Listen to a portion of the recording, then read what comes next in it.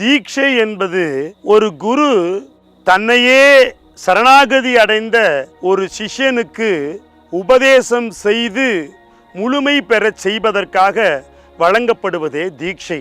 முத்திரையை படித்தவர்களுக்கு ராஜகனி தீட்சை கொடுப்பார்கள். ராஜகனி என்பது எலுமிச்சை.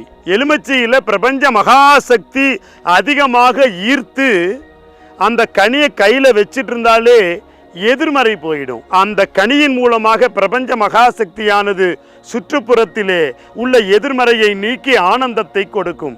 சில குருமார்கள் ருத்ராட்ச தீட்சை கொடுப்பார்கள். சிவ தீட்சை, சிவனையே வழிபட்டு கொண்டிருக்கக்கூடியவர்கள் சிவ தீட்சை கொடுப்பார்கள்.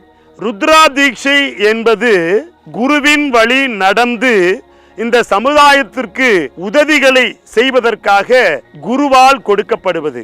ஸ்ரீ சத்யேந்தர் சித்தர் பீடம், சித்தர் மூலிகை ஆராய்ச்சி மையம்,